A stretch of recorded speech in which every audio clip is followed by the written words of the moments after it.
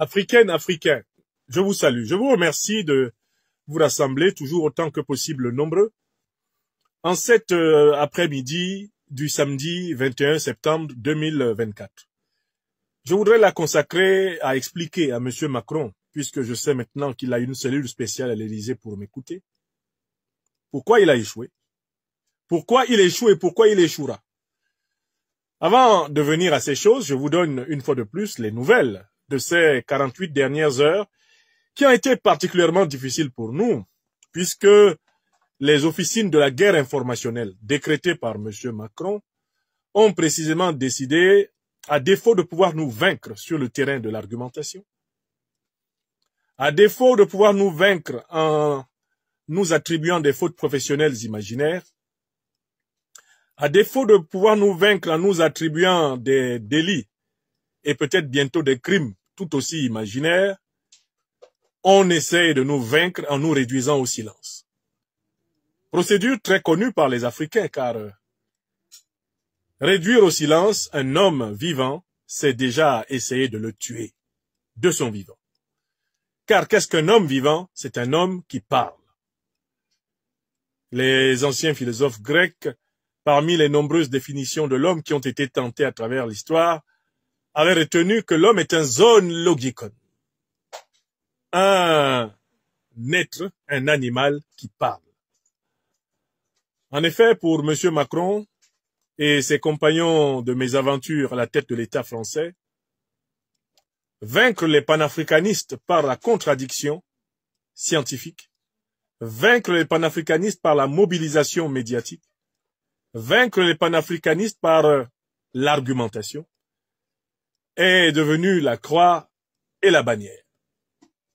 Alors, il vaut mieux, à défaut de gagner la bataille de la raison, on essaye de gagner la bataille de la force. Car, en effet, lorsque la raison est faible, la lâcheté est grande. Donc hier, vers 20 h, quand je me préparais à vous parler, ma boîte mail Gmail m'est devenue subitement inaccessible. Et le compte YouTube Franklin Nyamsiwa Cameroun, l'Afrique des libertés, étant connecté à cette boîte Gmail, m'est devenu inaccessible jusqu'à ce que je me rende compte qu'en fait, un ou plusieurs pirates associés en tout cas avaient pris pouvoir de tout ceci, allant même jusqu'à transformer et l'orthographe de la boîte mail en usurpant toujours mon nom, transformer le mot de passe de la boîte mail et ils se sont mis bien sûr à détruire 15 à 20 ans d'enseignement citoyen accumulé sur ma chaîne YouTube Franklin Nyamsiwa Cameroun, l'Afrique des libertés, en y publiant des choses insignifiantes. L'objectif fixé par la guerre informationnelle de M. Macron est ainsi matérialisé par l'empêchement d'accéder depuis hier à notre chaîne et à notre boîte. J'ai, depuis hier, et une bonne partie de cette matinée, mené toutes les démarches, les procédures recommandées pour signaler à Google et à YouTube, eh bien, la piraterie dont je suis victime. Je pense que c'est dans l'intérêt de ces plateformes d'empêcher que les pirates usurpent des comptes.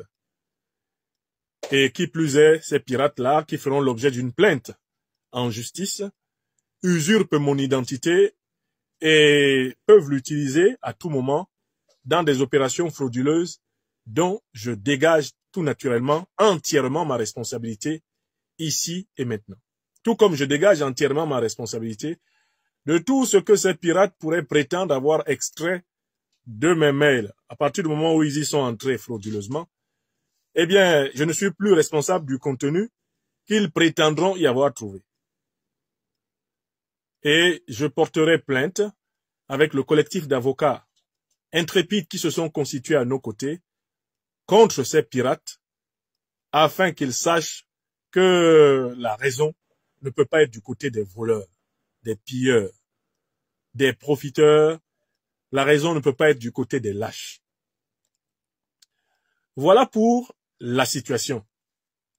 Mais j'ai parlé un peu déjà de cela dans mon intervention il y a 3 heures de temps. Et à peine avais-je fini de vous parler que mon compte Facebook était attaqué et il était fermé. Oui, il y a 1h 20, le compte Facebook sur lequel vous me voyez maintenant à plus de 500, ce compte a été carrément suspendu. Et j'ai reçu une notification de Facebook disant que le compte était suspendu d'abord pour 180 jours, au motif que il y a des problèmes d'identité dans ce compte. On ne sait plus exactement à qui il appartient. Et on estime donc que c'est de ma faute. Par conséquent, le compte était suspendu pour 180 jours, en attendant que je vienne justifier exactement de qui est le véritable propriétaire de ce compte. Une procédure m'a été opposée par Facebook comme condition pour la vérification. J'ai immédiatement rempli la procédure et 1 heure après m'avoir annoncé que je ne pouvais pas plus utiliser ce compte pour les 180 prochains jours, Facebook est revenu sur sa décision, constaté que je ne suis pas l'auteur des usurpations, je ne suis pas l'auteur des attaques contre mon identité, mais plutôt la victime. Et Facebook a donc validé ma réclamation et rétabli, après m'avoir suspendu pendant 1 heure. Pendant 1 heure, mon compte Facebook n'était plus visible. Un peu comme maintenant, vous ne voyez plus les vidéos de mon compte YouTube. Mon compte Facebook n'était plus visible du tout. Il avait été retiré par Facebook, par la volonté de la France-Afrique triomphante, qui en réalité, incapable de passer par la voie droite, est obligé de passer par la voie scélérate. Alors, j'appelle une fois de plus les responsables des plateformes Gmail, Google, YouTube, qui sont liés d'ailleurs à ceux de Facebook. Je les appelle à prendre très au sérieux les droits des internautes, les droits des usagers. Tout se passe en fait sur ces plateformes comme si c'était à la victime de prouver qu'elle n'est pas coupable. Alors que le coupable en général n'est pas suffisamment traqué, il n'est pas suffisamment repéré et puni. Il faut qu'on mette fin à l'impunité des coupables de piraterie, d'agression sur les réseaux sociaux.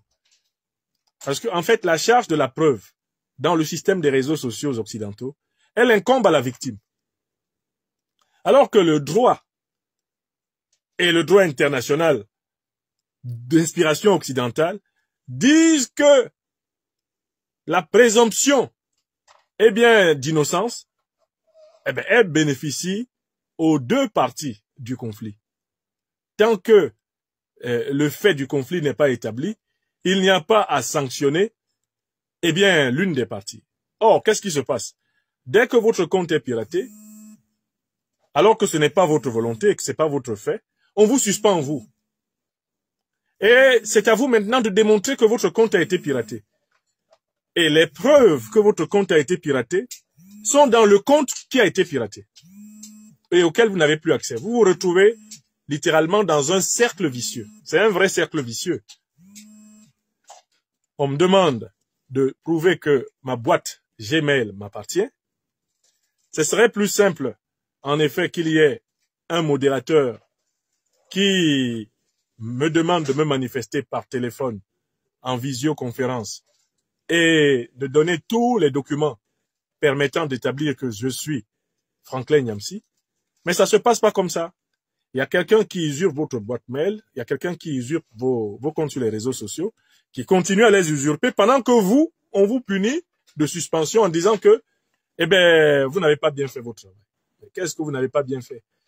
Les puissances ont les moyens de casser, tous les systèmes de réseaux sociaux, tous les systèmes électroniques peuvent être cassés par les puissances. Qui plus est, les officines payées par des puissances. Quel type d'antivirus je pourrais avoir? Quel type de VPN je pourrais avoir qui empêche une puissance déchaînée d'accéder à mes téléphones, d'accéder à mes ordinateurs ou à mes boîtes mail placées sur son territoire. Il n'y a absolument aucun ordinateur personnel en capacité aujourd'hui de résister aux méthodes intrusives des puissances. Or, les plateformes au lieu de partir du principe qu'on doit essayer de savoir comment des gens peuvent avoir la capacité de perforer leur système de confidentialité, commence par culpabiliser les victimes. C'est inacceptable. D'autant plus que beaucoup de victimes ont le temps de signaler le plus tôt possible. Moi, ça s'est passé en direct. J'avais été sur ma boîte mail à 19h30. Je me suis installé dans ce bureau à 20h. Quand j'ai voulu ouvrir mon téléphone ou l'un de mes ordinateurs, j'ai aussitôt vu que je n'avais plus accès à ma boîte Gmail et que je n'avais plus accès au compte YouTube. Et j'ai aussitôt signalé cela. Donc, il faut vraiment que la charge de la preuve s'inverse. On doit protéger les victimes et on doit sanctionner les coupables. Alors, il nous appartient à nous tous, internautes, de remonter ces observations au leadership des plateformes. Parce que la législation semble se faire au détriment des victimes et en faveur des coupables. Voilà. J'espère, d'ici la semaine prochaine, avoir mis fin à cette attaque, qui était prévisible. Si je vous dis que j'en suis surpris, je vous mens. Je me suis toujours demandé, puisque je ne me suis pas soumis à la France-Afrique, qu'est-ce qu'ils vont faire? Avant de décider d'une opération homo, comme plusieurs chefs d'État de la Ve République l'ont fait, pour éliminer les personnalités africaines qui ne les arrangeaient pas, qu'est-ce qu'ils vont faire? J'ai bien eu le temps de me dire, ils vont essayer de fermer mes pages sur les réseaux sociaux, parce que ma force, c'est quoi? Ma force, c'est le verbe, la plume et l'image parlante. Le verbe, la plume et l'image parlante. Donc, ils ont bien identifié ces forces-là. Et ils ont aussi identifié cette autre force que représente le peuple internaute. Donc, ils se disent, si on peut lui clouer le bec en le privant de liberté, si on peut lui enlever ses réseaux sociaux, si on peut lui enlever son travail, ses sources de revenus, si on peut l'appauvrir, si ça se trouve, il ne pourra plus parler, il ne pourra plus penser, il ne pourra plus écrire. Parce que là, s'il persiste, quand on lui aura tout enlevé, à poursuivre son ministère d'éveil des Africains, à ce moment, ce sera de sa faute si on l'élimine.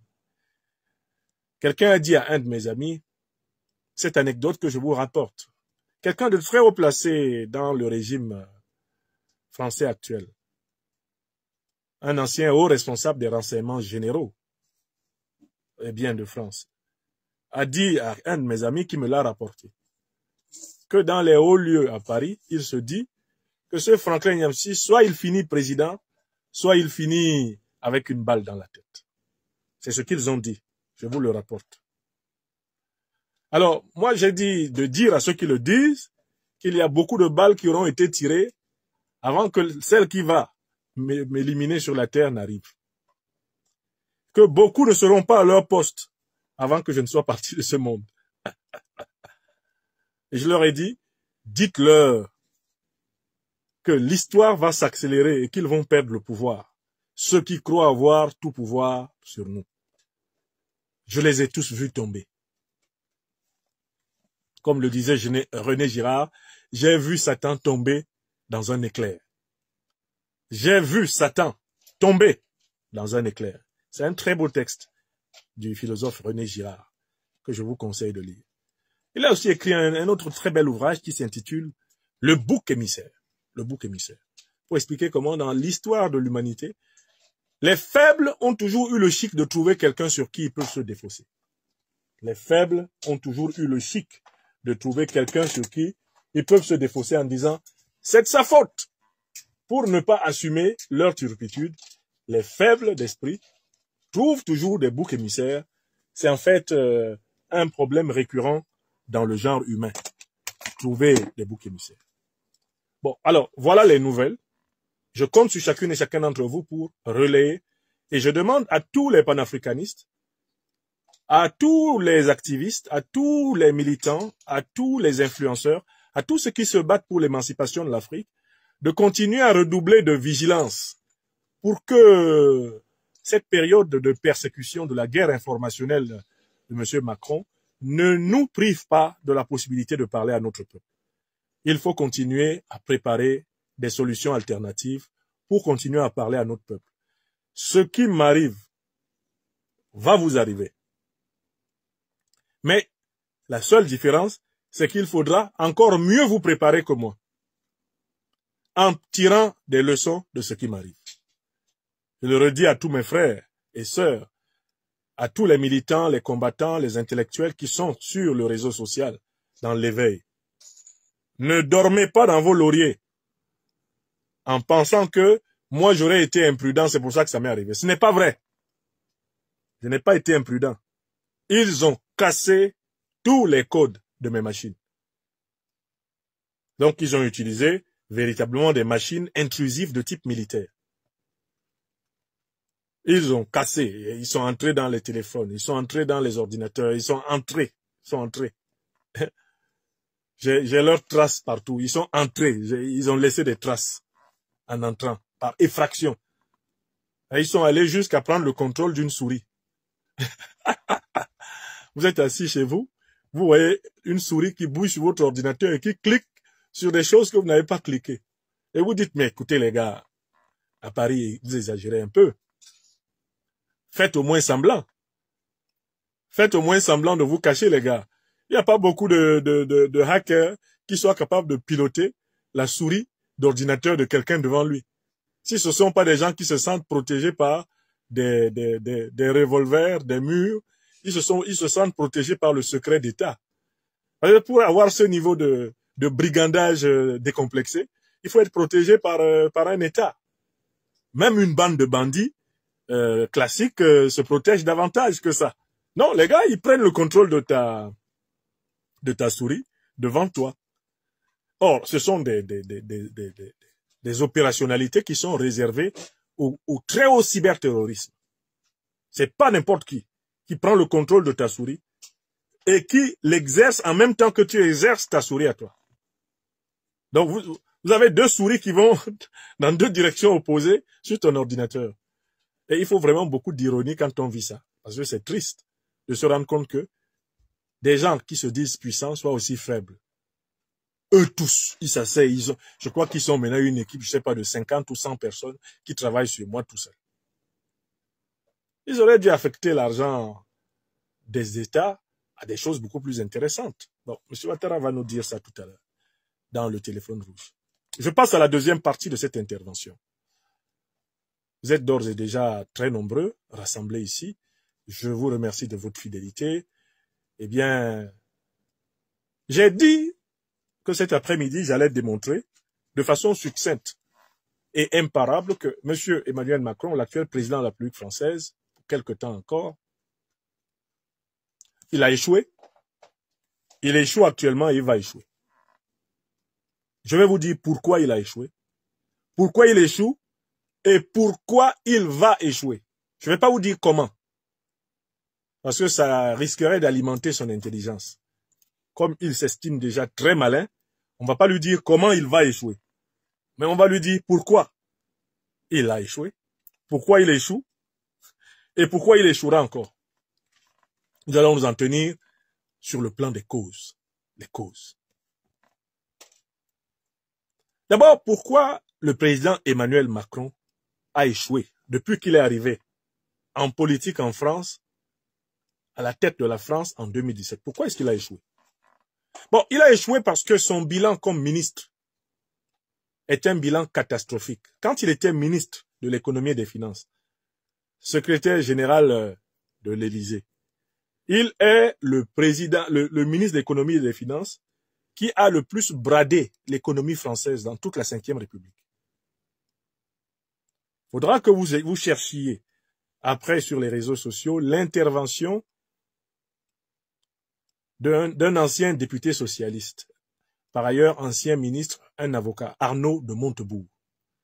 Arnaud de Montebourg a fait une excellente synthèse des ravages d'Emmanuel Macron, ministre de l'économie et des finances, secrétaire général à l'Élysée.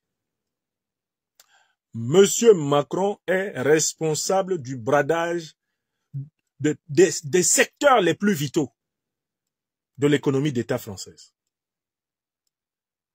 Mais c'est en raison de son parcours. Il avait tenté des études universitaires dans le domaine des lettres et de la philosophie, qui ont été freinés par de nombreux échecs au concours d'entrée à l'école normale supérieure. Il s'est réfugié dans la filiale des inspecteurs des impôts, qui n'a pas fini de faire des ravages. Je n'ai rien contre mes frères inspecteurs des impôts, mais enfin, on en a de plus en plus. Ça nous amène à nous demander quel est le lien entre cette carrière-là et l'appétence pour les fonctions politiques.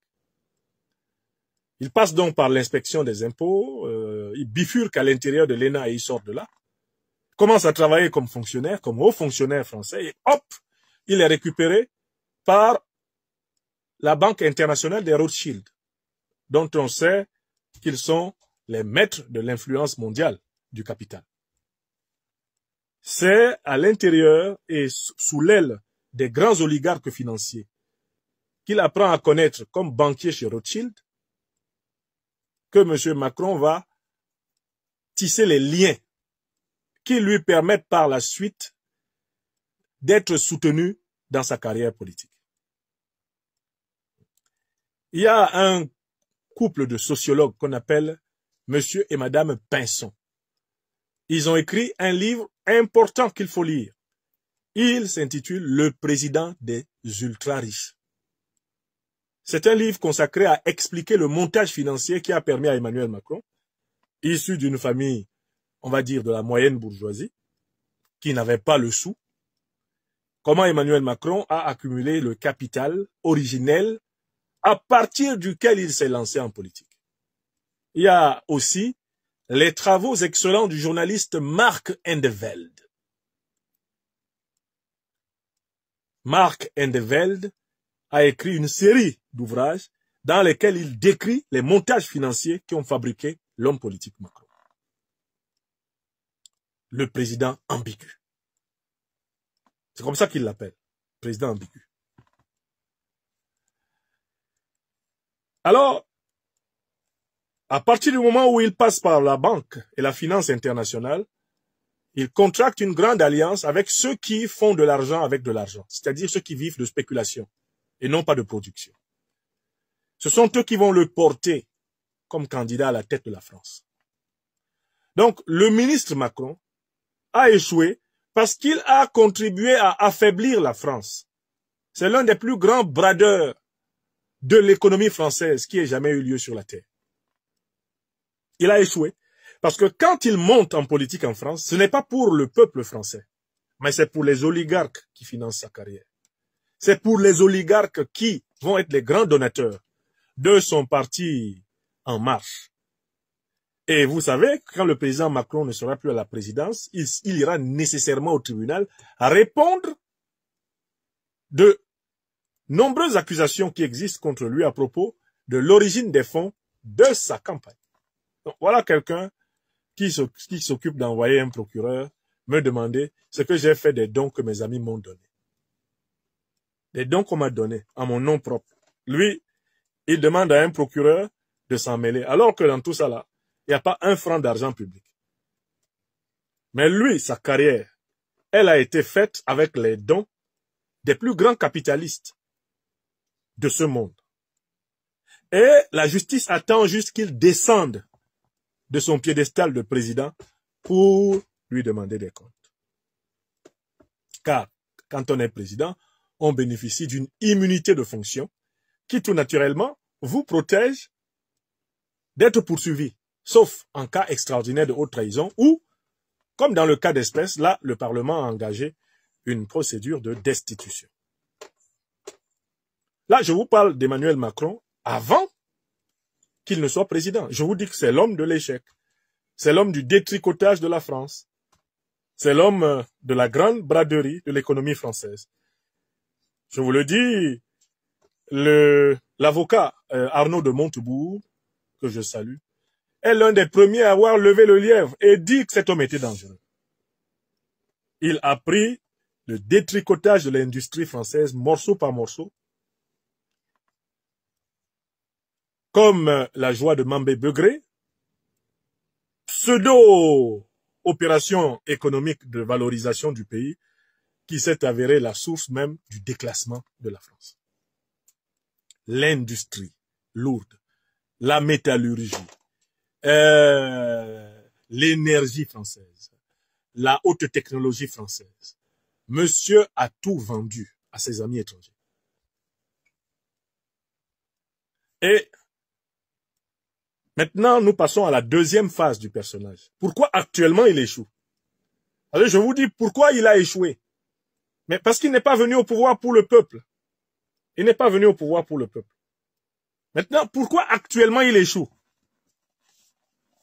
Alors, le président Macron échoue actuellement sur le plan national d'abord, comme président, parce qu'en fait, il se retrouve confronté à une réalité qu'il avait ignorée pendant longtemps, c'est que le monde et l'histoire concrète ne correspondent pas exactement à ces montages verbaux. Chez le président Macron, il y a deux choses. Il y a ce qu'il raconte, la bulle dans laquelle il évolue, dans laquelle c'est lui seul qui sait le sens qu'il donne aux mots, et puis il y a la réalité. Il a pris l'habitude de vivre dans sa bulle. Beaucoup de descriptions du président Macron, celle de Marc Indevelde, celle du couple Pinson, celle même de Juan Branco, eh bien, le courageux avocat, dans son ouvrage Crépuscule, montre quelqu'un qui a l'habitude de penser lui seul pour tout le monde. Quelqu'un qui n'écoute pas. Il entend, mais il n'écoute pas. Donc c'est un homme de bulle, c'est un homme dans sa bulle. Et il s'était fabriqué un mythe, c'était que parce qu'il était porté par cette haute finance, il serait capable de gouverner la France sans obstacle. À chaque fois en expliquant aux Français que si eux, ils ne savaient pas ce qui est bon pour eux, lui, Emmanuel Macron, lui, le sait. C'est-à-dire, voilà quelqu'un qui connaît ton bonheur sans toi. C'est-à-dire, il veut te rendre heureux à sa façon. Et toi, tu n'es pas au courant de cette façon. Je vais vous donner des exemples. Les Français lui disent qu'ils ne veulent pas travailler tard dans leur vie parce qu'ils souhaitent avoir une troisième partie de vie agréable.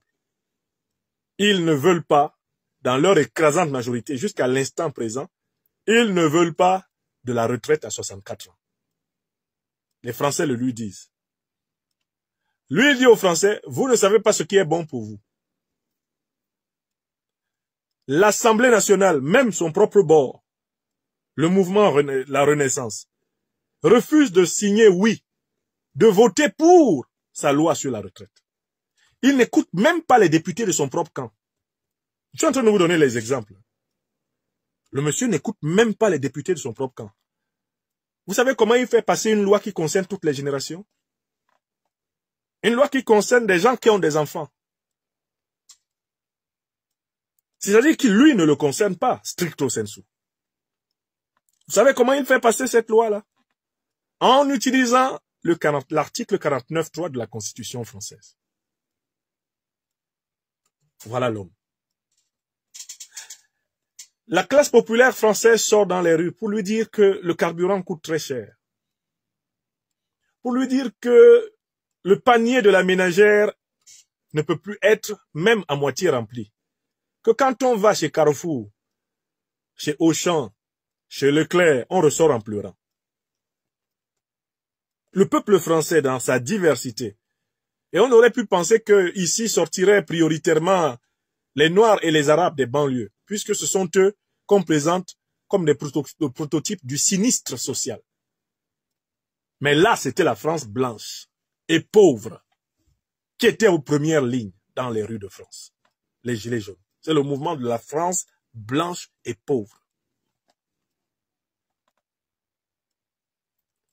Monsieur Macron, au lieu de constater qu'il y a longtemps, pratiquement depuis le temps de 1968, pratiquement depuis le temps de 1789, 1848, il y a longtemps qu'on n'a pas vu, comme dans le temps des années 1870 avec les communards, on n'a pas vu cette France des ouvriers, des paysans, des agriculteurs, cette France des petits métiers qui ne sont pas sots.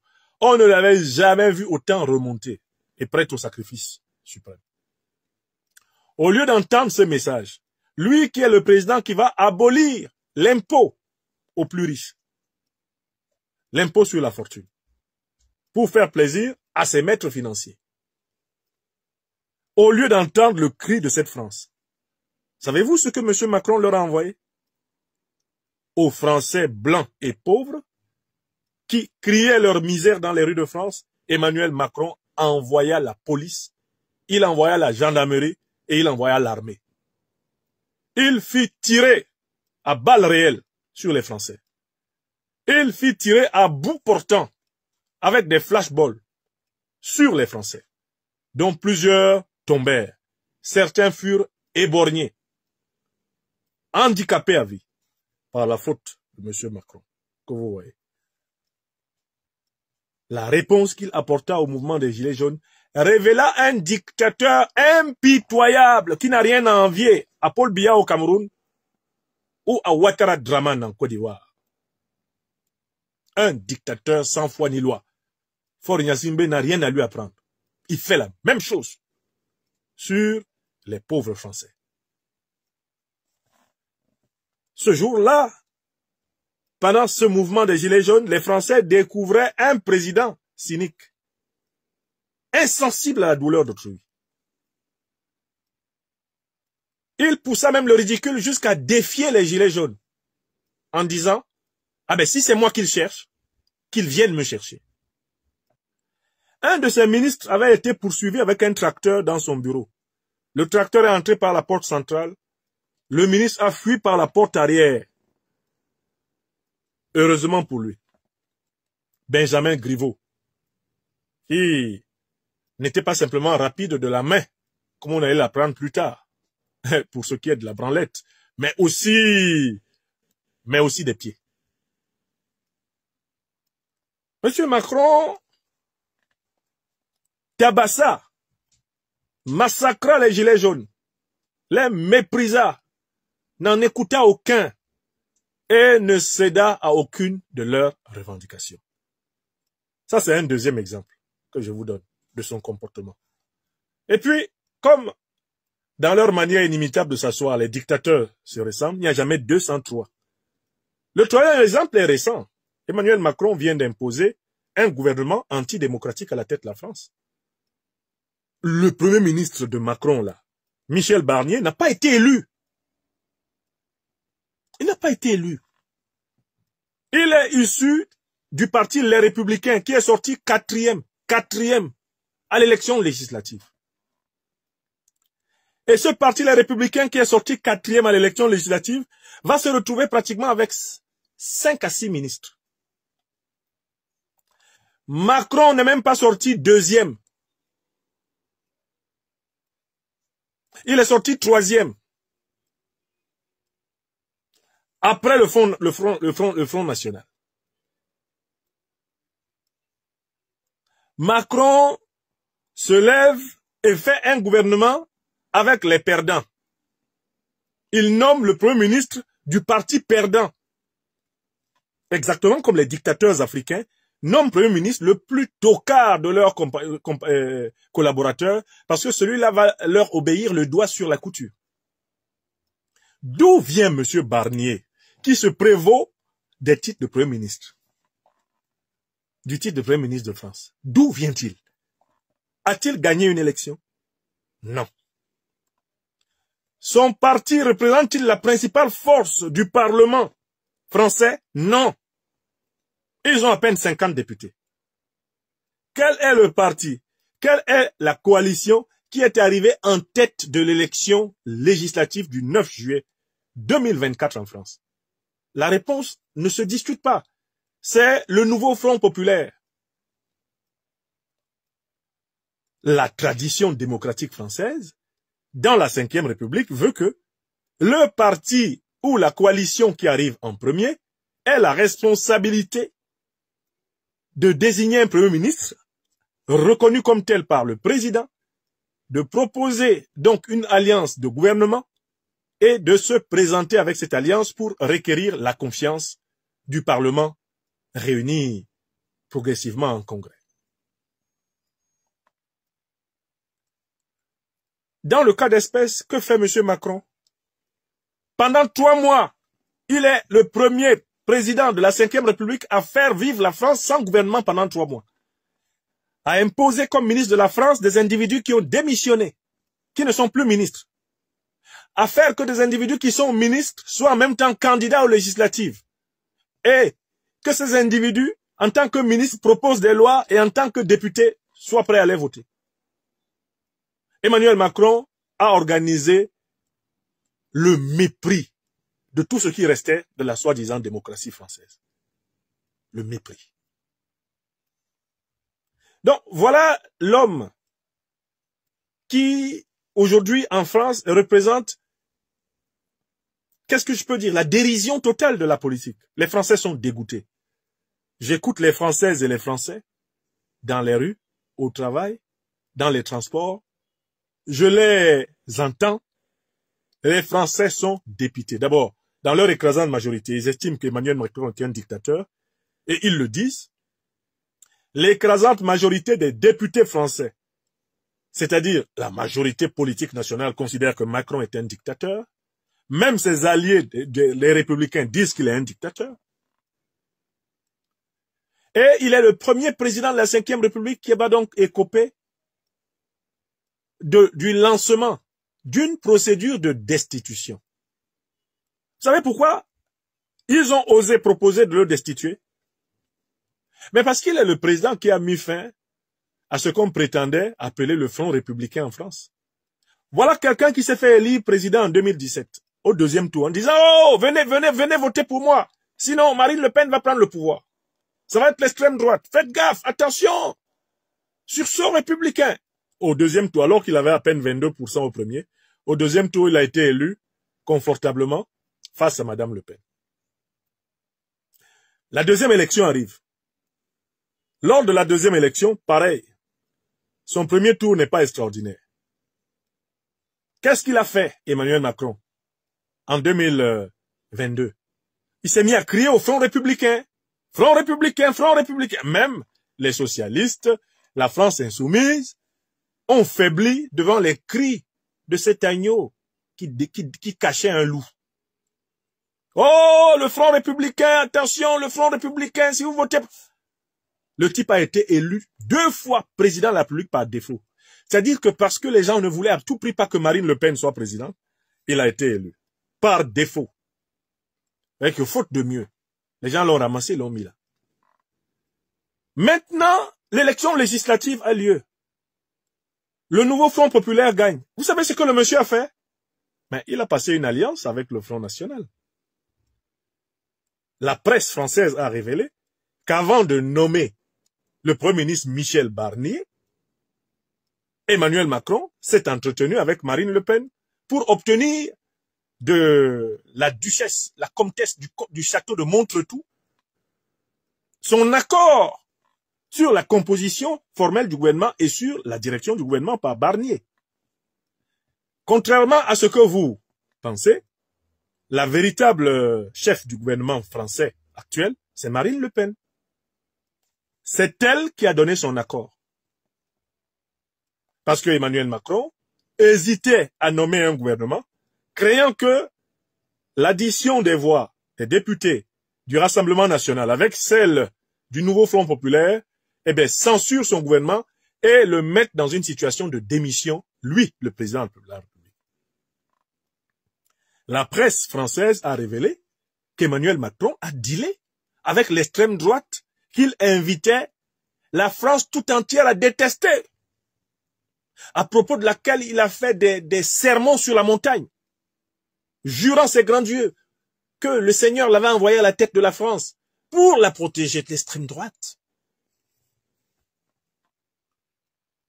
Donc voilà quelqu'un qui a trahi toute la classe politique française. C'est-à-dire que vous comprenez pourquoi Alassane Ouattara et lui sont des amis. Hein? Là, vous voyez que qui se ressemble s'assemble. Macron-Ouattara, c'est une photocopie. C'est une photocopie. Non, Ousmane Diaby, ne me cherchez pas sur YouTube Franklin Nyamsi ou Cameroun, l'Afrique des libertés. J'ai expliqué au début de cette émission que cette chaîne est pour le moment paralysée par une piraterie. Allez sur Institut Afrique des libertés. Institut Afrique des libertés sur YouTube. Là, vous allez me trouver. Si vous tapez Institut Afrique des libertés, vous allez voir une chaîne qui est en direct. C'est ma petite chaîne de soutien.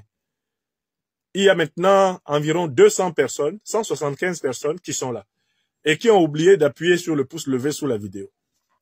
Pourtant, nous sommes au combat. Je salue déjà les plus de 100 000 personnes qui ont marqué leur approbation à notre communication sur TikTok. Je compte très bien ces approbations. Il y a bientôt plus de 100 000 likes et formellement près de 1500 personnes qui suivent constamment ce que nous disons sur TikTok. Donc, mes chers amis, sur TikTok, continuons à relever le défi. Continuons à relever le défi. Soyons actifs, soyons présents, soyons opérationnels. Je reviens à M. Macron. Emmanuel Macron et Barnier ont pactisé avec l'extrême droite, qu'ils ont pourtant voulu amener tout le monde à diaboliser. C'est Marine Le Pen qui a marqué son accord à Macron, qu'il pouvait envoyer Barnier et que elle et ses troupes ne voteraient pas la censure. Bon, Marine Le Pen a des calculs particuliers. C'est qu'elle pense dans tous les cas que Barnier va échouer et que cela va favoriser son élection à elle en 2027. Mais je reste toujours là dans la description des raisons pour lesquelles Macron échoue. Macron, pourquoi est-ce qu'il échoue? Mais parce que c'est un traître à la nation française. D'accord? C'est ce qu'il est. Il ne supporte pas la vérité. Là, moi, je parlais essentiellement de la politique africaine de la France. Comme il me persécute, je vais parler de la politique française. Je vais donc parler, j'ouvre maintenant un chapitre constant sur la politique française. J'ai compris que ma parole sur sa politique africaine le gênait. Bon, ok. On va donc parler de la politique française aussi, pour le gêner doublement. Pour qu'il comprenne qu'il n'a aucun pouvoir de dire à qui que ce soit sur cette terre, tais-toi. Dieu ne vous donne pas ce pouvoir, la nature non plus. L'histoire vous le refuse. Chacun dit ce qu'il a à dire. Celui qui n'est pas d'accord contredit. Celui qui ne veut pas écouter circule. C'est ça la vie que nous allons vivre. Monsieur Macron, là, il est vomi par le peuple français. Mais ce que vous ne savez pas, c'est qu'il a été vomi aussi par les forces vives françaises. Hein. En avril 2021, près de 30 000 officiers de l'armée française ont signé une lettre publiée dans Marianne pour l'avertir et lui dire qu'ils n'étaient pas contents de lui. Ça vous a échappé? Ça n'a échappé qu'à ceux qui n'analysent pas. Monsieur Macron, il est sur la sellette. Les députés ne veulent pas de lui. Les forces vives, avec les nombreux chefs d'état-major qui ont dû démissionner, ne veulent pas de lui. Le gros des fonctionnaires de ce pays ne veulent pas de lui. Les jeunes gens ne veulent pas de lui. Il y en a un qui l'a giflé. Vous avez tous vu. Ils ne veulent pas de lui. Partout où il passe maintenant en France, et où il y a foule, il est hué. C'est le président hué. Par définition. Sa présence déclenche des huées, des sifflets, des colibés. Donc, en fait, dans l'histoire de la France, c'est le président qui s'est rendu le plus méprisable. Voilà pourquoi je vais citer le secrétaire général du Parti communiste français, Fabien Roussel. Ainsi, nous mangerons un peu de notre piment dans sa bouche. Roussel dit, Emmanuel Macron, c'est le plus grand des voleurs. Ce n'est surtout pas un gentleman. Fin de citation. Je recommence la citation. Le résumé de l'homme tel qu'il apparaît ici, en France.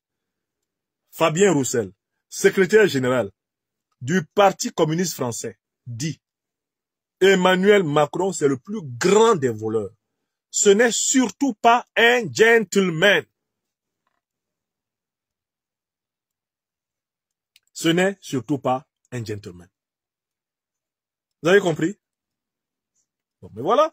Maintenant, on sait pourquoi il échoue. Il échoue parce qu'il ne gouverne pas pour les Français, il ne gouverne pas avec les Français, il gouverne pour des intérêts étrangers à la France. Même dans sa politique étrangère, ici en Europe, toutes les décisions qu'il a prises favorisent le haut capitalisme occidental, donc européen et américain, et défavorisent les Français. Si le prix du gaz, le prix du pétrole ont flambé en France, c'est parce qu'ils ont choisi de s'engager dans une guerre qui ne concerne pas le peuple français. la guerre contre la Russie. Ce sont les décisions en politique internationale de M. Macron qui valent à la France une situation de crise aggravée, ici en Europe. L'orientation pro-américaine, le fait de faire les 4 volontés du père Sleepy Joe Biden, sont la source de l'effondrement économique de la France. Le ministre de l'économie du président Emmanuel Macron, le professeur d'allemand de formation, ceci expliquant cela. Bruno Le Maire, qui a écrit un très beau roman, nous dit-on, mais qui d'un certain point de vue pue un peu, puisque le thème central de ce roman, c'est l'orifice anal. Ce monsieur, quand la guerre commençait,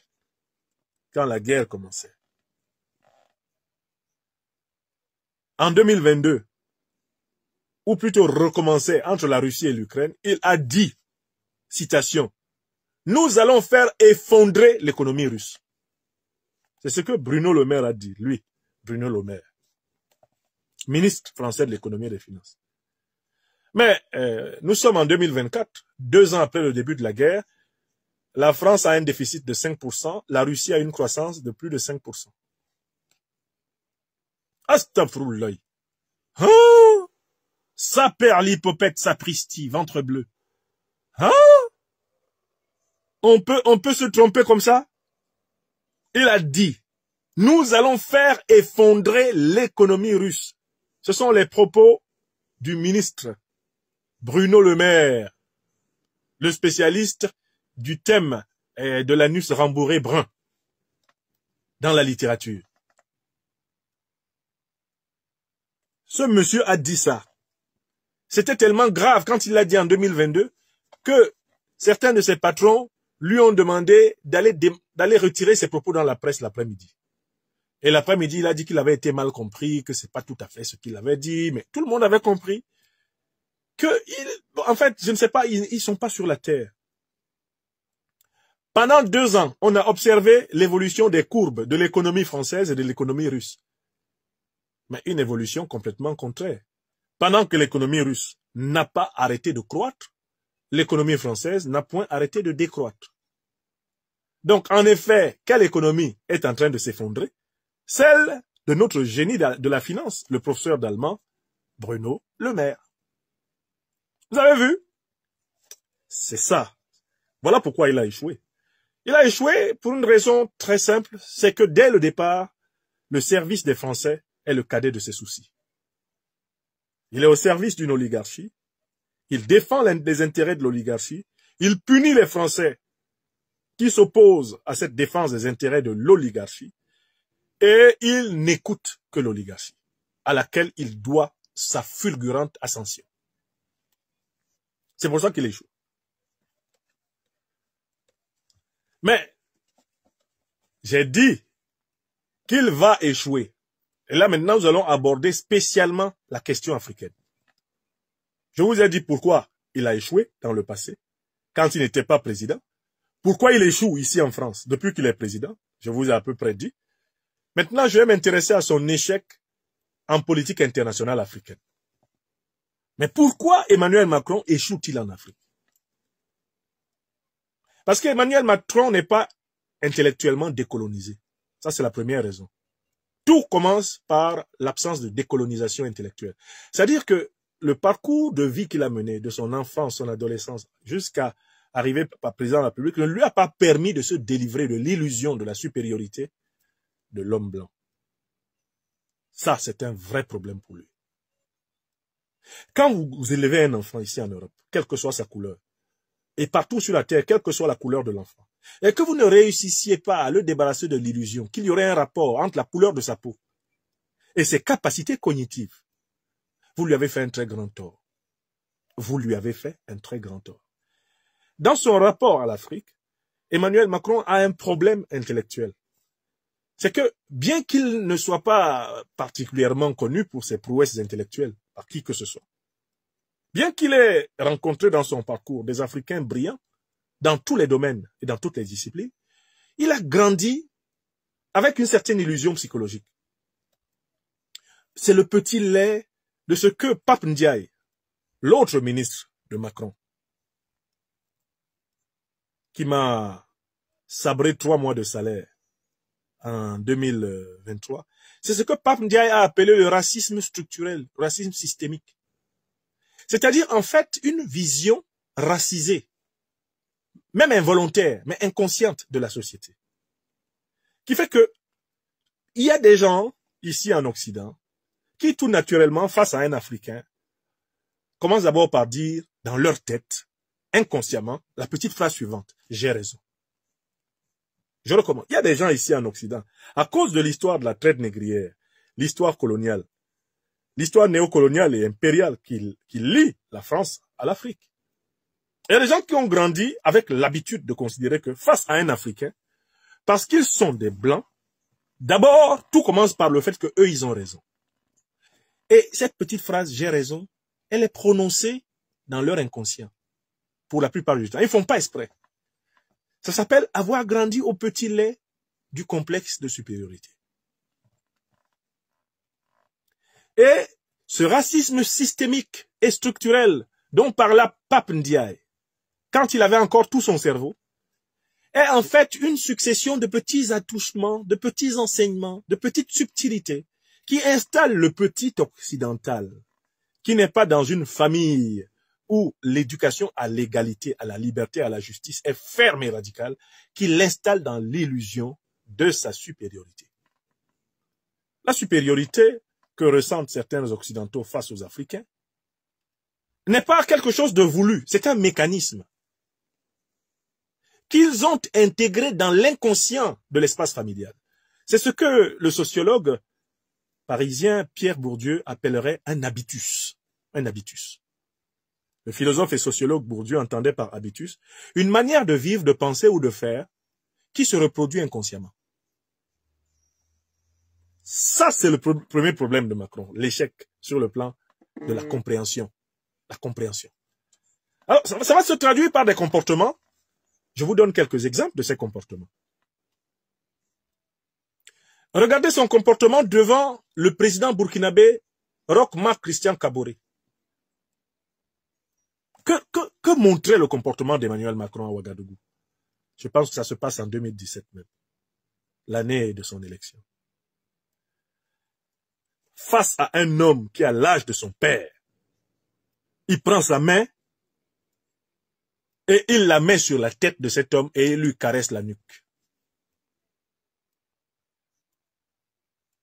Même en France, ça ne se fait pas. Je dis bien, parce que vous pouvez penser que ça se fait en France, ça ne se fait pas en France.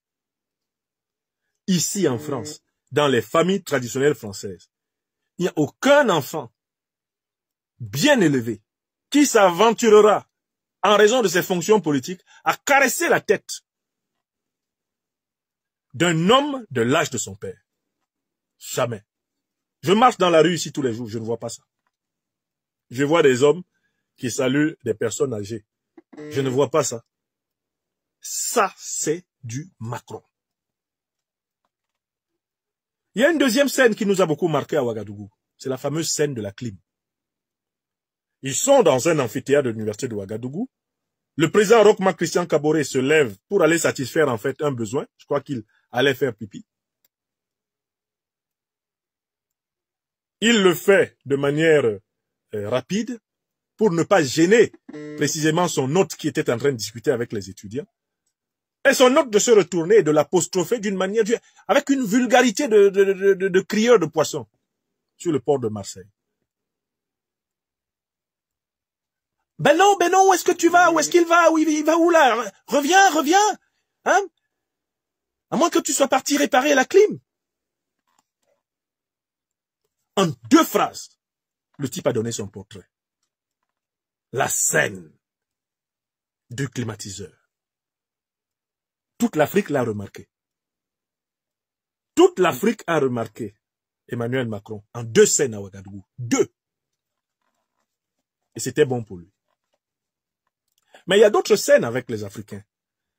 Quand les opinions africaines commencent à s'échauffer contre la présence militaire française, contre la MINUSMA, contre la présence inutile et nuisible de l'ONU, avec ses armées abracadabrantesques sur le sol africain.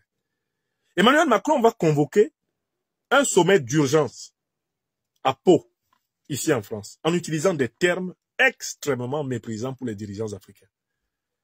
Quand il les réunit, il leur dit: la France est engagée à vous aider à lutter contre le terrorisme. Vos opinions sont remontées contre la France et vous ne faites rien. Je vous mets en demeure. Soit vous me dites ce que vous allez faire pour faire taire vos opinions, pour qu'elles ne critiquent plus la France, soit c'est moi qui vais sévir. C'était ça le message. Là, même les chefs d'État néocolonisés, les satrapes reptiliens, même Alassane Draman Ouattara, quand il a entendu ça, il a, mais, Emmanuel, tu n'es pas obligé de parler comme ça aux gens. Il a dit, les chefs d'État les plus couchés d'Afrique francophone ont été heurtés par le style de Macron. On pouvait entendre dans les couloirs de l'hôtel Meurice, l'hôtel favori de Paul Biya.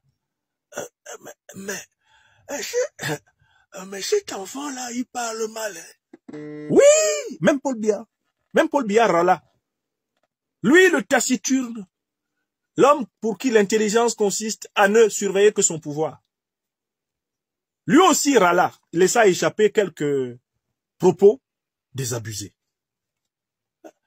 S'il commence comme ça, je ne sais pas comment ça va finir.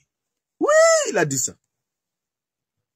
Le vieux Grigou de Yaoundé, voilà, il a dit ça. J'ai dit, les gens qui, les flatteurs comme Macky Sall, waouh, même Macky Sall, j'ai l'impression que le style n'est pas au niveau. Hein? Macky, t'es où? Voilà une autre scène.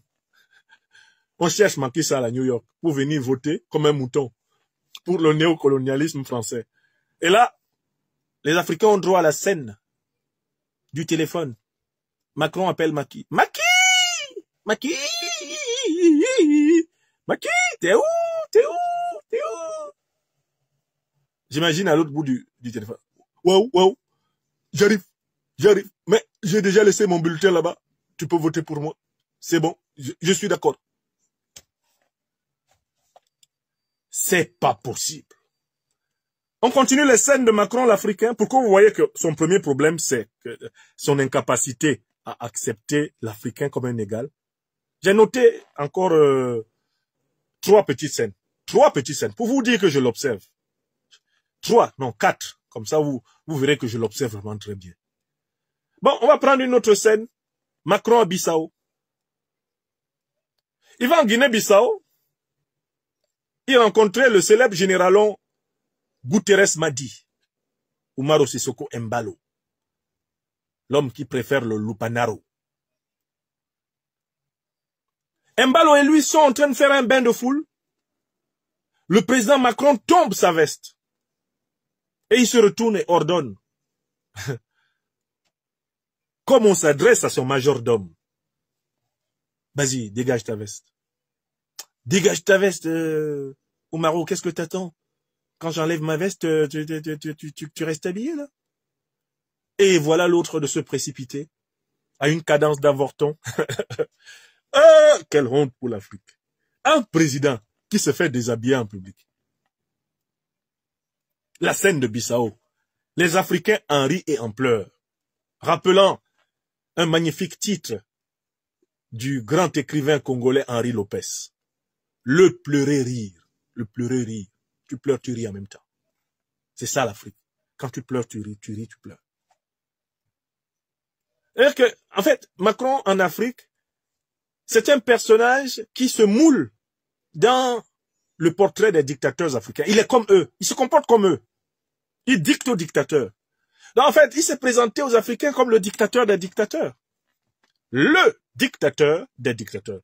Parce que Embalo, c'est un dictateur. Et c'est parce qu'il a peur de finir comme Nino Vieira que sa femme lui a dit, on a assez volé, quittons le pouvoir, allons manger l'argent qu'on a pris là. Sa femme lui a dit, c'est toi qui adores les lupanaro. Ici en Guinée-Bissau, si on confisque trop le pouvoir, on peut finir comme Nino. Vous avez vu comment ils ont tué Nino ici? Donc, Oumaro, on a pris un peu, allons manger ça. Pardon. Laissons la Guinée-Bissau, il y a d'autres qui vont essayer. Moi, ta femme, j'aimerais te voir vivre longtemps. Parce que j'aime quand mon mari est vivant. Je préfère ça que d'être la femme d'un ancien président alors que tu es encore jeune. Et que, bon, à Paris, on soigne bien ton cœur. Parce qu'Oumaro Sissoko Embalo est très reconnaissant à la France de soigner ses problèmes cardiaques depuis plus de 20 ans. Mais il a été incapable de construire un hôpital qui soigne les problèmes cardiaques en Guinée-Bissau. Ça fait pitié, hein. Quelqu'un est président 2 mandats. Il est incapable de construire un hôpital qui soigne les problèmes de santé qu'il a dans son pays. C'est comme Ouattara Draman. 1, 2, 3, démarche en point virgule, on le voit arriver ici, en écrivant ses points virgules au sol, pour qu'on vienne regarder sa sciatique, on vienne regarder ses nodules cancéreux, ses tachycardies, ses stents, toutes choses que les professeurs en chirurgie, que ce soit la chirurgie cardiovasculaire, la chirurgie des viscères, etc., les gastro-entérologues, la Côte d'Ivoire ne manque pas d'éminence grise en tout domaine médicaux. Mais Ouattara a peur. Il a peur des médecins ivoiriens parce qu'il craint que ces médecins puissent venger le peuple ivoirien. Le fond de Ouattara, c'est que Ouattara sait qu'il y a de bons médecins en Côte d'Ivoire. Mais comme il sait qu'il est mauvais, il se dit que s'il arrive avec un léger bobo à l'hôpital, quelqu'un peut le faire dormir là-bas pour libérer le pays. Donc, il n'a pas confiance aux médecins. Les dictateurs n'ont pas confiance aux médecins africains.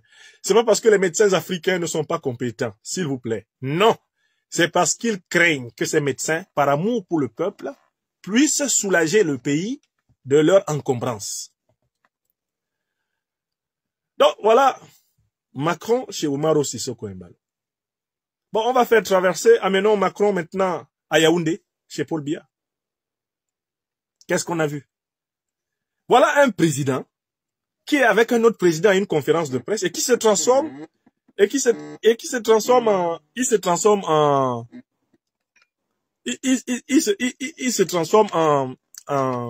en attaché de presse de son homologue. Il se transforme même en, comment on va dire, en modérateur de la conférence. Et alors, à ce moment-là, le vieux Grigou Paul Biya lui joue un sale tour. Paul Biya fait comme s'il était sourd. Quand on lui dit, est-ce que vous comptez vous présenter à la prochaine élection présidentielle encore, à presque 100 ans? Paul Biya fait comme s'il n'a pas compris. Parce qu'il sait que cette question aurait été inspirée par Macron à un journaliste. Et pour que celui qui a dit aux journalistes français de lui poser cette question parle lui-même, Paul Biya dit, je n'ai rien entendu. Dès qu'il dit je n'ai rien entendu, qui c'est qui saute comme si c'est à lui qu'on avait parlé? Il y a du personnel, il y a le protocole d'État qui est là, il y a les journalistes, il y a des gens pour répéter la chose à Paul Biya. Qui saute pour faire la traduction? C'est Macron. C'est quoi ce président pressé? C'est quoi ce président qui joue tous les rôles? Là, il devient modérateur de séance. C'est quand même une conférence de presse au Cameroun. On est au Cameroun. Vous pouvez vous retenir quand même un temps soit peu, monsieur Macron. Et puis, quand on dit ces choses-là, vous ne voulez pas qu'on les dise. Pourtant, on a vu. Comment voulez-vous que nous autres, les intellectuels politiques qui observons, nous ne voyons pas que c'est le même problème? Même devant le vieux Biya, il veut être celui qui va imposer les questions désagréables. On traverse, on va à Kinshasa. Celui que j'appelle volontiers le Molasson Tshisekedi, qui crie sur Kagame alors que Kagame et lui ont les mêmes maîtres de l'OTAN. Félix Tshisekedi se retrouve avec Macron en conférence de presse. Le président Macron en profite pour le froisser en disant que lui, Tshisekedi, est président sur la base d'un compromis à l'africain.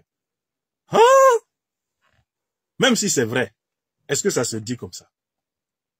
C'est là qu'on voit que, mais, en fait, même quand ils ont affaire à des dirigeants qui leur sont obéissants, ils ont besoin de les chiffonner. Parce que vous pourriez penser qu'avec les dirigeants occidentaux qui ne sont pas complètement déracialisés, déracisés, qui ne sont pas complètement décolonisés, vous pourriez penser qu'ils sont plus gentils envers les dirigeants africains accroupis. C'est pas vrai, hein? Plus les dirigeants sont accroupis, plus ils se prennent des coups de pied au croupion. Non, mais Tshisekedi qui est couché, allongé sous Israël, allongé sous l'OTAN, allongé sous les États-Unis. Tshisekedi qui joue au cirque que l'OTAN lui dicte, puisque c'est l'OTAN qui arme Kagame pour pour attaquer le Congo, qui arme Museveni pour attaquer le Congo. L'OTAN lui donne aussi des mercenaires pour le protéger, lui, Tshisekedi. Il se sent en sécurité quand il y a quelques mercenaires français armés autour de lui. Bon, tout ce cirque-là, où on fait penser aux Congolais que Tshisekedi se bat pour les libérer, alors qu'on a bien dit à Tshisekedi, jamais tu ne vas gagner la guerre contre Kagame, parce que c'est nous-mêmes qui armons Kagame, pour que Kagame t'empêche de laisser déborder des forces qui vont faire que l'uranium coûte son vrai prix, le cobalt coûte son vrai prix, l'or, le diamant du Congo coûtent leur vrai prix. Nous sommes là pour empêcher cela. Nous sommes là parce que nous devons éviter la paix. La paix, on peut l'éviter. Toi, Tshisekedi, tu es chargé de faire semblant de défendre le Congo, mais en sachant bien que le Congo sera toujours en guerre. Et Kagame est chargé d'attaquer le Congo, en sachant bien qu'on ne le laissera jamais contrôler vraiment entièrement le Congo, parce que lui, Kagame, il pourrait à un moment donné se retourner contre nous. Donc en fait, on mélange le Congo, on marmaille le Congo, on divise le Congo pour mieux l'exploiter. Et c'est comme cela depuis le temps de la lettre de Roosevelt, de Einstein à Roosevelt. C'est comme cela depuis le temps de la barbarie, eh bien, des rois de Belgique. C'est comme ça au Congo. Diviser les Congolais pour régner sur eux. Ensuite, on va opposer le Moutetela avec le Mukongo. On va opposer le ressortissant du Kivu avec le ressortissant du Kindundu. On passe tout le temps à ça. Il ne faut pas que les Congolais s'entendent. Il ne faut pas que l'esprit de Lumumba, de Moulele et consorts prévale. Vous le savez ou pas? Vous le savez très bien. Voilà la réalité du terrain dans lequel nous sommes. Donc, à Kinshasa, Emmanuel Macron montre la même condescendance. Et finalement, les Africains notent qu'il ne faut rien espérer de lui. La dernière scène dont je parlerai, c'est le fameux colloque de Montpellier. C'est quoi Montpellier? Montpellier, c'est le refus d'affronter la radicalité du désir de souveraineté des Africains. Montpellier, c'est un colloque qui a été monté par Macron pour piéger l'intelligentsia africaine en promouvant à l'intérieur de cette intelligentsia ceux-là même qui sont a priori soumis au pacte colonial et néocolonial. Il fallait choisir des gens qui peuvent faire de l'éclat de voix, mais pas trop. Il fallait choisir des gens qui peuvent parler des questions qui fâchent, mais en mode rapide et léger ou crypté. Il fallait choisir des gens qui finalement ouvriraient les bras pour demander que la France veuille bien donner 30 millions de dollars à l'Afrique pour que l'Afrique puisse créer un institut pour la démocratie. Tout cela avait pour but, eh bien, de dociliser les intellectuels africains, eh bien, néocolonisés, de telle façon que ceux-ci acceptent de donner l'impression d'être eux, les vrais critiques de la France-Afrique, alors même qu'ils en étaient devenus les serviteurs couchés.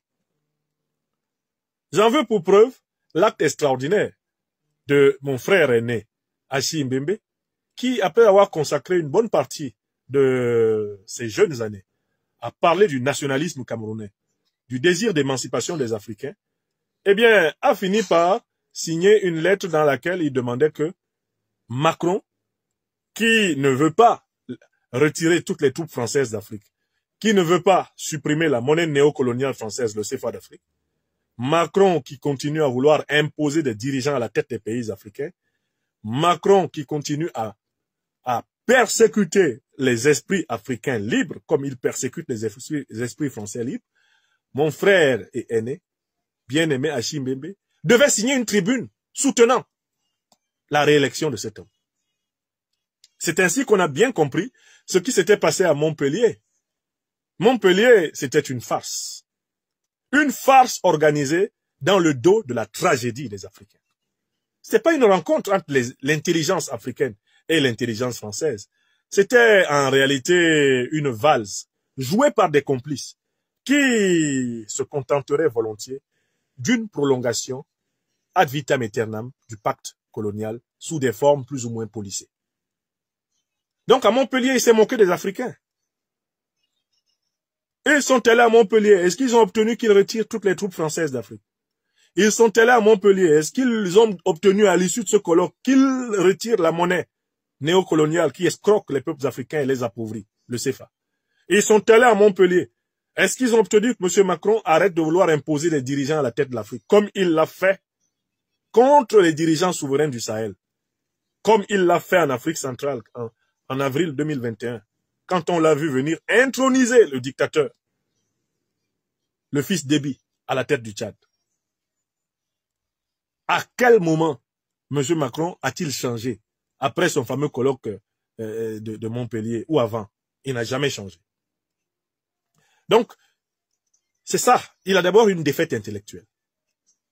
C'est l'incapacité de se décoloniser, l'incapacité de regarder les hommes et les femmes africains au-delà de la plaisanterie, parce qu'il est tout à fait très tactile, M. Macron.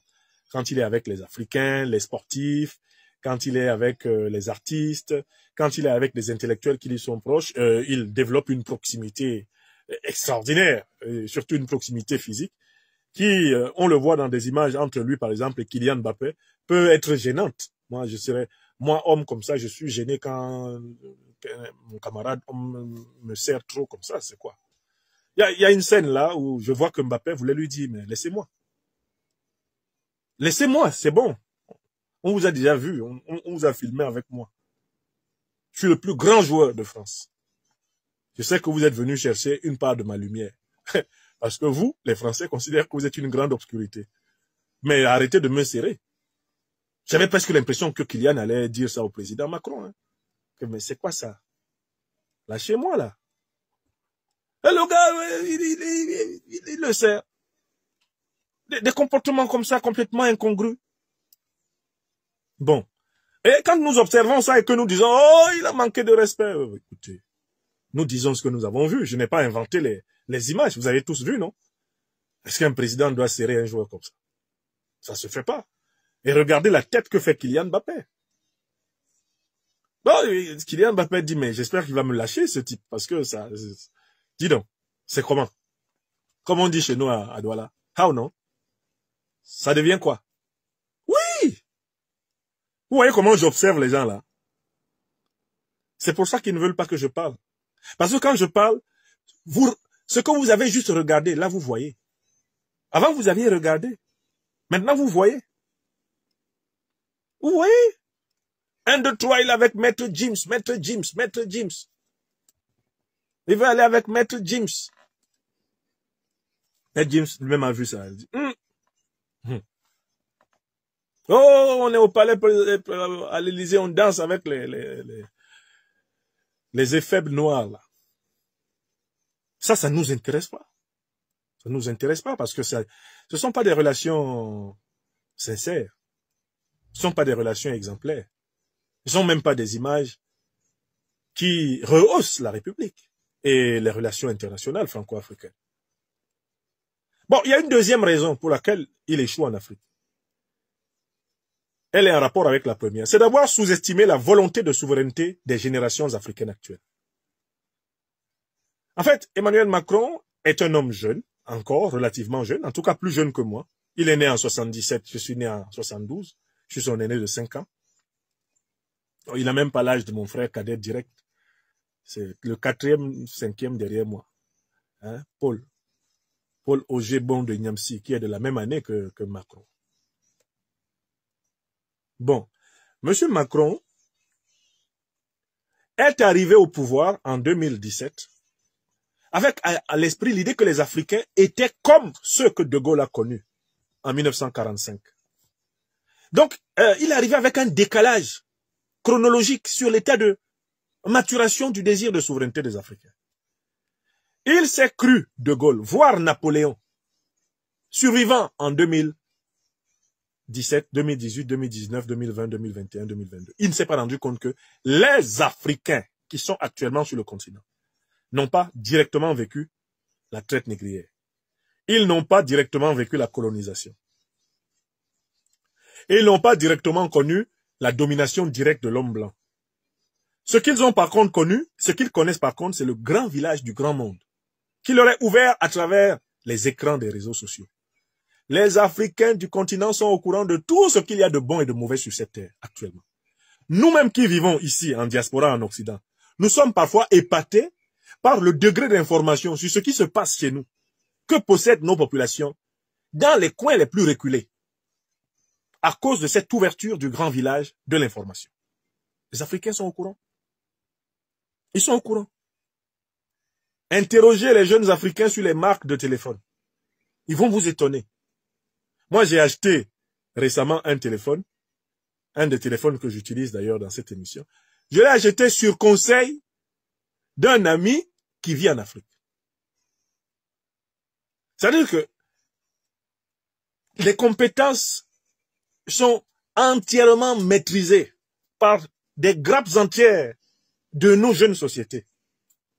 Donc ceux qui vivent en France là, ou en Allemagne, en Angleterre, en Amérique, ils n'ont plus grand-chose pour épater quelqu'un. Hein.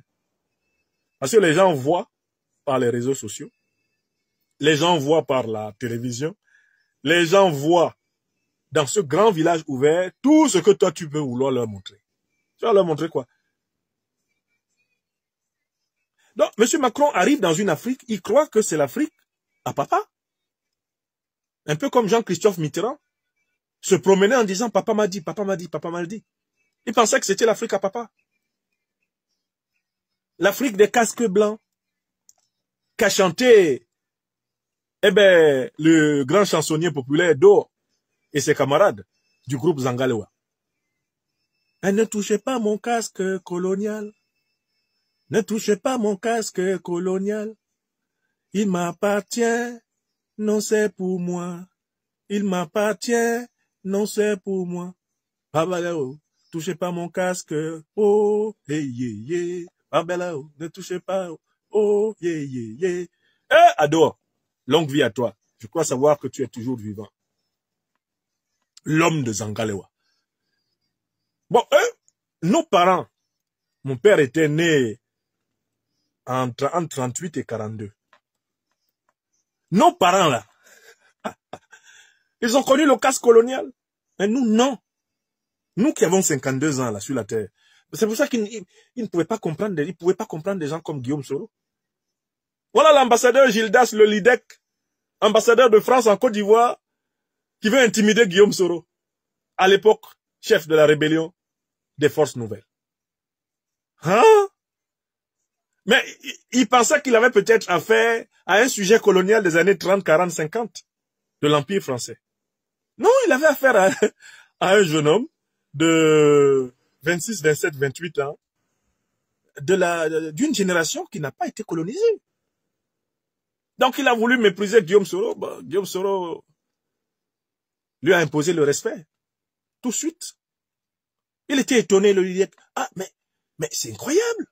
C'est incroyable. Ah, il a failli m'étrangler. Comment il n'a pas failli t'étrangler, il t'a imposé un petit respect.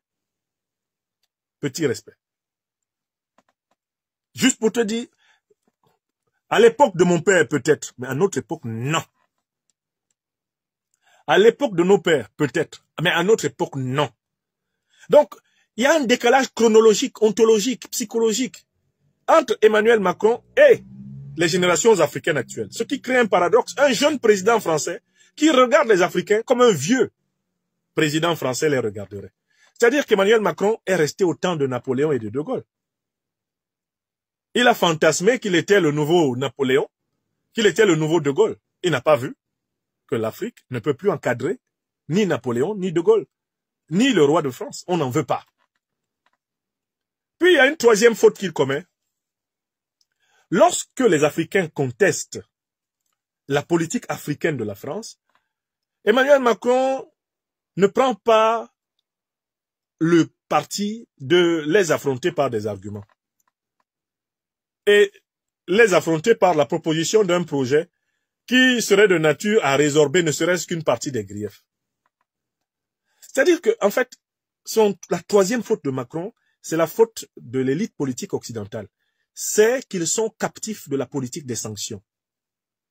Ils ne conçoivent la relation avec des hommes et des femmes du grand sud global que sous la forme de la sanction. Lui, il a le bâton, et les hommes et les femmes du sud attendent seulement le moment où il doit frapper. Ayant choisi la politique de sanction, il ne s'est pas rendu compte qu'une contre-intelligence énorme s'était développée, et continue à se développer et va se développer. Voilà comment ils ont perdu déjà la bataille des médias, la bataille médiatique. Ils partaient du principe qu'un dirigeant africain qui ne veut pas d'eux, ils lui font un coup d'État. Un intellectuel africain qui ne veut pas d'eux, bon, on lui refuse le visa s'il veut venir en France. Et comme ça, on croit qu'on brise sa carrière. Maintenant, les Africains, ils vont en Chine. Vous ne voulez pas des Africains, ils vont en Chine, ils vont au Brésil, ils vont se promener en Russie, ils reviennent en Afrique.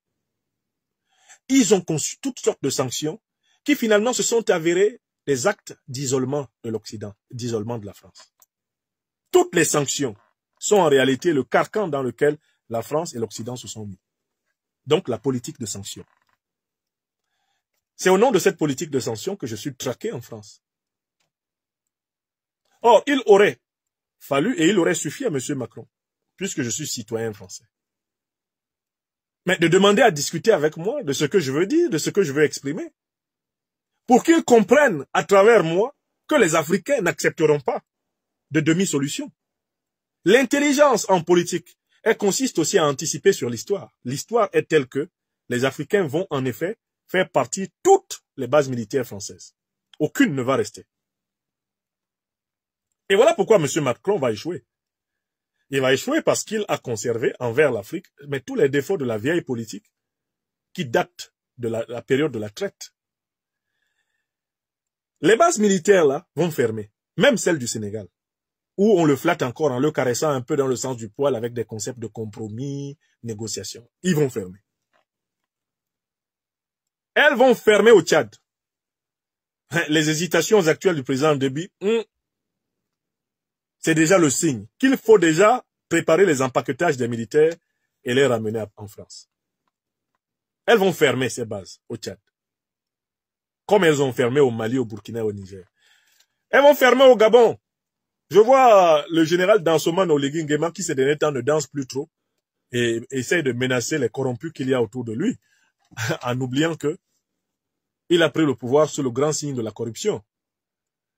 Puisqu'il est toujours question de savoir comment 10 milliards de CFA se sont retrouvés au cœur de la négociation post-électorale.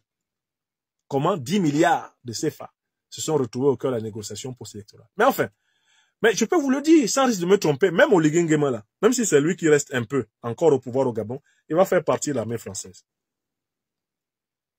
Oligui sait que s'il veut avoir un grand nom au Gabon, c'est la seule chose qu'il peut faire. Pour le moment, il se fait un grand nom en menaçant les petits fonctionnaires là, qui n'ont même pas une fronde contre lui. S'il veut se faire un grand nom, Oligui sait qu'il doit aller un matin, sans crier gare, dire au commandant de la base française, nous vous donnons tant de jours pour partir. Mais pour cela, il faut d'abord qu'il anticipe sur le coup d'État qui risque de le frapper avant.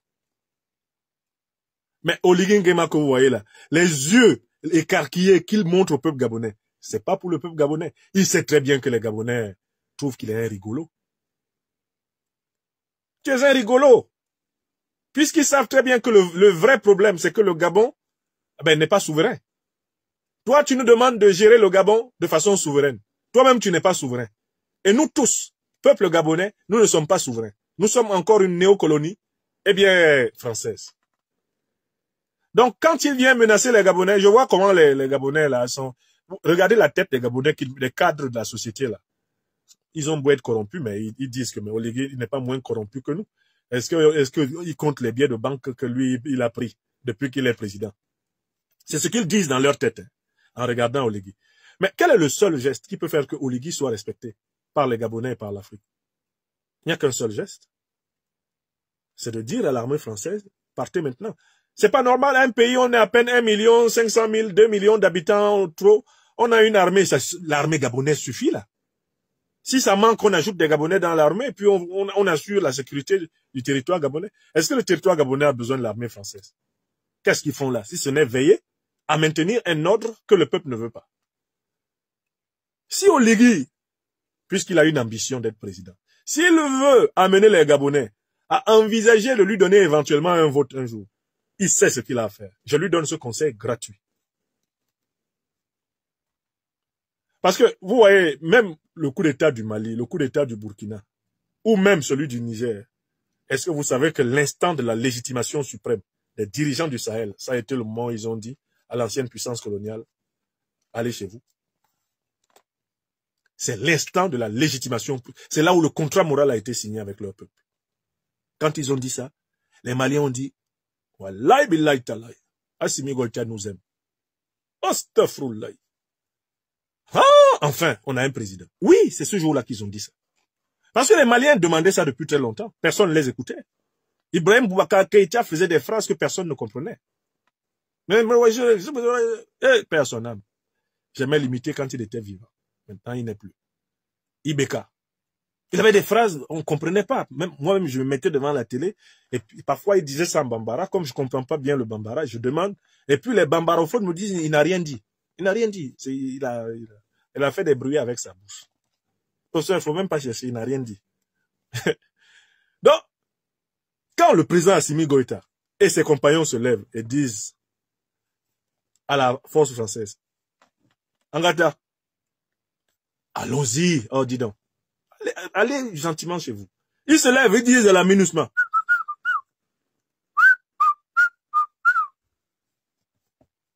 les Maliens disent, voilà donc notre président. Les gens pensent qu'Assimi Goïta va gagner l'élection présidentielle dans les urnes. Mais Assimi Goïta, avant de la gagner dans les urnes, l'a déjà gagné dans les cœurs. L'élection présidentielle se gagne d'abord dans le cœur des gens. L'urne ne vient que matérialiser l'union et la communion spirituelle. Vous avez compris? C'est dans le cœur des Maliens qu'Assimi Goïta a gagné. Ils sont prêts, s'il le faut, réécrire même toutes les lois du Mali là, pour que lui soit président. Et qu'eux, ils votent pour lui. Parce que à la base, il y a la communion. Leur cœur aime leur président. Et il faut voir la fierté des Maliens. Regardez ce que les Maliens ont dit quand le président Assimi Goïta était en Chine. C'est un militaire extrêmement austère, hein, qui est souvent habillé en tenue militaire, son revolver est toujours là, sa hanche droite, il ne joue pas avec ça. Mais Assimi Goïta en costard, à Pékin, ah mais Bamako était sur un pied. Bamako était sur un pied, les diasporas. Mais pourquoi les Maliens l'aiment-ils tant? Pourquoi cet amour rejaillit-il tellement sur l'homme que quand il se met en veste là, et puis il marche sur le tapis rouge de Pékin, c'est tout le Mali et toute l'Afrique qui sont contents. C'est ce qu'on appelle l'aura spirituelle de l'amour du peuple. Quand tu es aimé par ton peuple, tu es accompagné d'une aura, une énergie spirituelle énorme. Quand tu marches là, tes pieds ne touchent même pas tout à fait la terre. C'est pas toi, hein, c'est l'amour que tes gens te donnent. C'est ça qui te donne cette fierté. Ibrahim Traoré. Mais dans les urnes, ce sera simplement une formalité qui va être remplie. Mais il a déjà gagné les Burkinabés dans le cœur. C'est le président qui a réveillé le cœur de son peuple, qui a redonné à son peuple l'espoir. Et son peuple lutte avec lui, matin, midi et soir. Parce que son peuple dit, lui, il est avec nous. Mais voilà. Abdourahmane Tiani. Ce n'est pas dans les urnes qu'il va gagner. Il a gagné dans l'âme, le fort intérieur des Nigériens. Et voilà. Voilà ce que Oligui Nguema devrait faire. Et si M. Macron voulait être un grand président français, profitant de sa jeunesse, il aurait pu être le président de la révolution de la décolonisation française. En raison de sa proximité générationnelle avec les Africains de ce temps, toutes les questions qui fâchent, il aurait pu les mettre à plat, envisager la repentance devant les crimes contre l'humanité, les crimes de guerre, eh bien, négriers, coloniaux, néocoloniaux et impérialistes français, avec les Africains français, il aurait pu organiser les réparations, concevoir les réparations. Il aurait pu ouvrir la possibilité d'une justice transitionnelle qui puisse apaiser les morts et les vivants.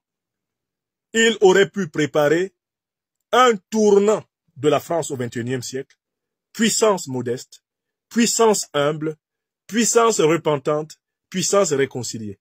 Et ainsi, il se serait donné une chance de sauver davantage la langue française, qui, après un tel processus de repentance, de justice, de réparation. Après un tel processus de vérité, cette langue pouvait devenir à ce moment un patrimoine culturel innocent. Mais cet homme-là est tellement narcissique, il est tellement imbu de sa prétendue intelligence que devant tout Africain qui ne s'est pas soumis à son schéma néocolonial, il a choisi la chicotte, la trique, la menace. Il a choisi la manière forte, c'est-à-dire la méthode inoubliable du colon, du néocolon, tels que les Africains des générations d'avant la nôtre les ont connus. Voilà pourquoi il va échouer. Il va échouer parce que la masse démographique africaine, la masse critique, politique, tactique et stratégique africaine qui est rassemblée, la France ne peut pas la vaincre. Mieux, l'Occident ne peut pas vaincre la masse démographique, la masse tactique, la masse stratégique qui est en train de se constituer en Afrique. Ça ne va pas être possible. Regardez comment ils sont en difficulté à cause de la seule naissance de l'Alliance des États du Sahel. Lorsque des forces convergentes vont apparaître dans le bloc central africain, quand des forces convergentes vont apparaître dans le bloc est-africain, et ici j'appelle en particulier l'Angola, l'Afrique du Sud et le Zimbabwe, à prendre leurs responsabilités pour créer un noyau central panafricaniste fort en Afrique australe. On peut y ajouter la Namibie, qui a une histoire révolutionnaire extrêmement intéressante.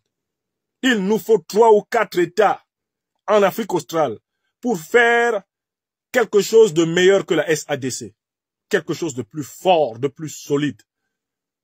Nous avons besoin que l'Afrique centrale sorte de ce machin creux qu'on appelle la CEMAC, tantôt la CEAC, et qu'elle construise la véritable alliance des peuples d'Afrique centrale.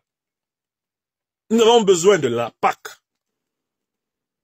l'alliance des peuples d'Afrique centrale. Une fois que ces 3 forces vont émerger, comme l'alliance des États du Sahel, quand l'alliance des peuples d'Afrique centrale va émerger, quand l'alliance des peuples d'Afrique australe va émerger sous forme de fédération d'États, il n'y a personne qui s'amusera à mépriser les Africains sur tous les continents de cette planète.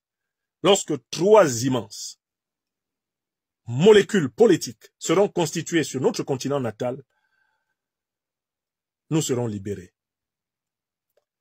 des humiliations, libérés du mépris, libérés des vexations, des spoliations. Nous serons libérés des discriminations. Nous serons libérés des insinuations.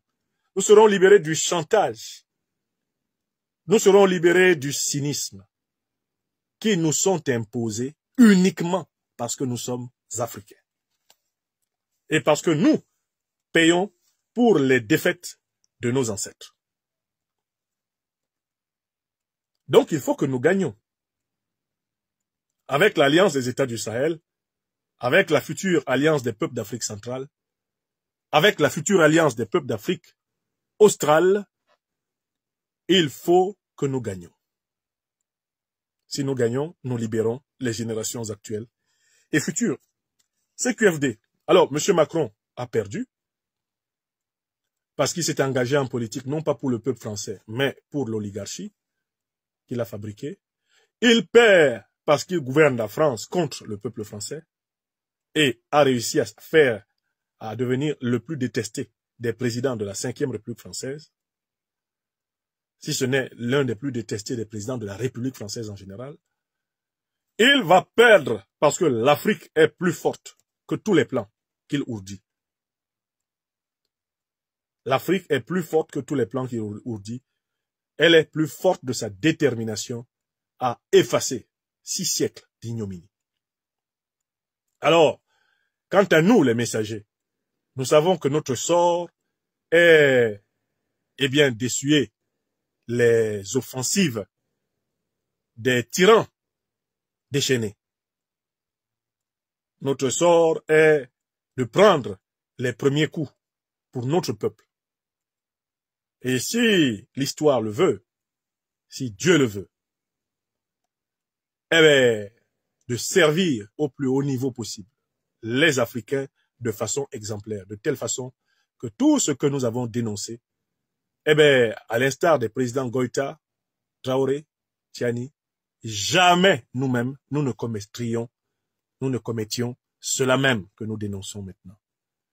Que Dieu nous éloigne du parjure, qu'il nous éloigne de la contradiction, qu'il nous éloigne du mensonge, qu'il nous éloigne de la trahison. Pour le reste, advienne que pourra, le destin de l'homme s'accomplit toujours quand il a accepté d'agir en forme de créature, en ressemblance de son créateur. Voilà, mes chers amis, la conférence que je voulais vous proposer ce soir. Ça fait 1h40 que je vous entretenais sur ces 3 plateformes. Merci aux 216 000 personnes qui se ont signalé, aux 216 000 cœurs qui nous ont été envoyés côté TikTok. Merci infiniment à nos amis côté YouTube. Je ne pourrai pas faire le chiffrage parce que je ne vois pas. À nos amis côté Facebook, je verrai après. Merci à vous, ici sur YouTube, sur la chaîne de soutien Institut Afrique des Libertés. Sur YouTube, où vous nous avez rejoints et où vous êtes déjà en une journée, près de 300 personnes. Ouais, vous êtes 300 personnes à participer à ce programme environ. J'espère que vous avez pensé à vous abonner à la chaîne au moment de passer sur elle, de telle façon que tous ceux qui sont sur YouTube, en attendant le rétablissement de notre maison commune, Franklin Nyamsiwa Cameroun, Afrique des Libertés, qu'ils sachent que le serviteur des pains spirituels continue son œuvre. Eh oui, pas un coin que nous laissions où la main ne passe et ne repasse. Tel est le destin des pionniers, le destin de ceux qui doivent ouvrir le chemin. Jean Bikoko Aladin, on avait commencé cette affaire-là en musique, hein? Donc on ne va pas se gêner de continuer et de finir comme on a commencé. Merci, merci à vous. Retrouvez KDV Africa sur YouTube, Facebook, TikTok.